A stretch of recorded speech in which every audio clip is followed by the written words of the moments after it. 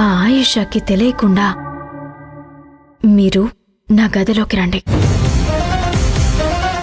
మీ అందరికీ నేనొక్క నిజం చెప్పాలి. చాలా రోజులుగా అది నా మనస్సుని తొలిచేస్తుంది. అదేదో ఇప్పుడే చెప్పమ్మా. అది అలా ఇక్కడ చెప్పలేను. మీరు నా గదిలోకి రండి, నేను అన్ని విషయాలు చెప్తాను.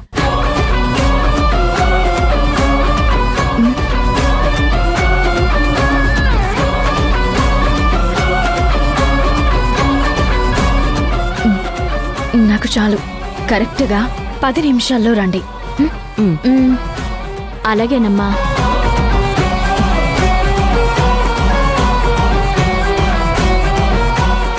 ఏదో విషయం ఉండే ఉంటుంది కదా. అమ్మగారింత కంగారు పడుతున్నారంటే ఏదో విషయం ఉండే ఉంటుంది. ఆయిషా గురించి ఎక్కువ డిస్కస్ చేయకండి, సైలెంట్ గా ఉండండి. ఆ ఆయిషా వచ్చిన దగ్గర నుంచి నాకు అనుమానం వస్తుంది. ఆ ఆయిషా రెగ్యులర్ ఎంప్లాయ్ లానే లేదు.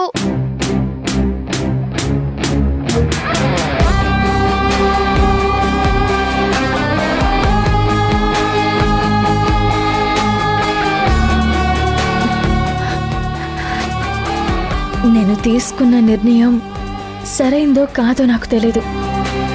ఈ నిర్ణయం వల్ల వసంత అక్క, ఆద్య, నాన్న, గ్రీష్మ, హేమంత్ అందరూ ప్రమాదంలో పడతారు. వాళ్ళ ప్రాణాలు నా వల్లే పోతాయనిపిస్తుంది.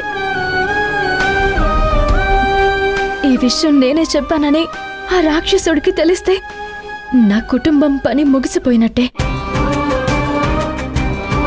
ఇటు చూస్తే వేల మంది అమాయకులు, వాళ్ళ ఫ్యామిలీలు, వాళ్ళ జీవితాలని నాశనం చేయడానికి నేనెవరిని?